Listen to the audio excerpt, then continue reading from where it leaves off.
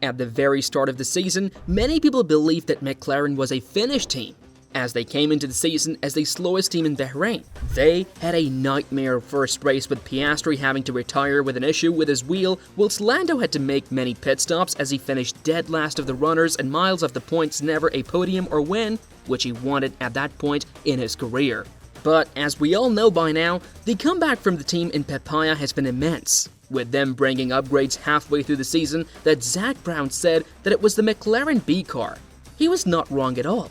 It was like in Silverstone that they brought their season back to life as they qualified P2 and P3 and finished the race P2 and P4 with Lando ahead of Piastri, with a massive positive being that both drivers were very close together. The season has just gotten better and better for McLaren, and it is something that must be taken into 2024 and beyond if they want to be serious about winning world championships again. In today's video, we'll be talking about how McLaren could be the second quickest car right now, why this improvement has been so important for McLaren, and why they have to take this momentum from the second half of the season into next year, so they can be back where they want to be. Let's get straight into the action. McLaren are now in competition with the likes of Ferrari and Mercedes now for the final podium positions, as they look to try and overtake Aston Martin for P4 in the championship before the end of the season. With the contrasting form between both of the British-based teams, it does seem very likely that McLaren will overtake Aston Martin before the end of the season, if they continue this form in being the second quickest team possibly. Now, this season we all know it has been dominated by Red Bull and they have won every single race except the one in Singapore, but the battle for the rest of the podium positions has been very interesting. At the start of the season, it was Aston Martin, who were the clear second quickest team with Alonso taking home several P2 and P3s for the team as they came out of nowhere. However, after Mercedes brought their first set of upgrades, they then looked like the second quickest team after they finally ditched the no-sided approach. McLaren, of course, looked second quickest in both Silverstone and Hungary. And then it would be Ferrari who would come out of the summer break looking very, very quick, especially in the hands of Carlos Sainz. However, in the recent race in Singapore and even more in Japan, McLaren looks very competitive in a balanced car, as they brought even more minor upgrades to the track. Now, not many teams at the top of the grid are bringing these upgrades to the track as they're focusing on the 2024 car, but McLaren seems to be doing that too, but in a different way. They want to have a very strong end to the season and finish in P4 with these upgrades. But they also want to find out what works with their car and what does not for next season, so it is a very smart approach from McLaren. McLaren is probably the second quickest team or very close to Ferrari as it seems to be track specific, but for the rest of the season, the tracks coming up like Brazil and Qatar are ones which will maybe suit the McLaren more than the rest. As we head towards Abu Dhabi, we could see more and more McLaren drivers on the podiums very consistently, as Norris and Piastri are on the top of their game. So, it could be a regular thing to see both the drivers alongside Verstappen, and who knows? The team might even take home a win, but that is unlikely. Overall, McLaren is probably the second quickest team, and could have a very good end to the season if they can keep up this form as we go on. Do you think that McLaren is the second quickest car right now? Or is there another team like Ferrari or Mercedes who you think are just behind Red Bull? Drop a comment below and let us know what you think about the matter. Moving on to our next topic, which is why this jump in performance in becoming the second quickest team is so important for McLaren.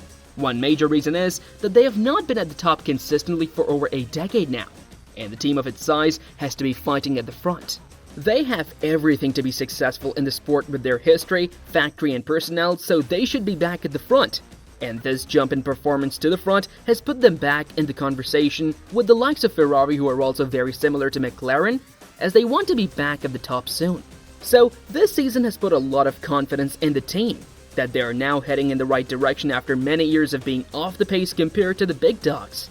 A further reason why this jump in performance is so important for McLaren is how they may now keep hold of Lando Norris, who is wanted by many. At the start of this season, you could sense the frustration from Lando, and a lot of talk was going on that he was looking elsewhere to join a team where the car is more competitive and he can show his true talent. Now, Lando clearly has more belief in the team, and will probably stay on for longer, as he said on a number of occasions that he wants to win with McLaren more than anybody else, so this jump in performance may have kept him at the team for the long term. Norris and Piastri is a very good partnership going into the future, and it will be something that McLaren can have, and it will be very strong if they do get into a World Championship battle. A further reason why the huge jump in performance is massive for McLaren is simply because they deserve to be in this position.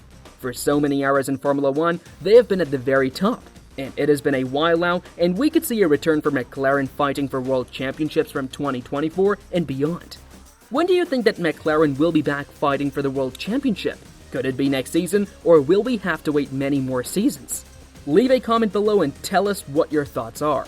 To end this video, our third and final subject is how McLaren has to now take this momentum into next season. It is so vital that they take everything that they have learned in the second half of this season, because this cannot just be a flash in the pan. It has to be the performance that they keep up for seasons to go. They have all of the knowledge now with the new regulations and what works for them and what does not. They have no excuses anymore too, with their brand new wind tunnel.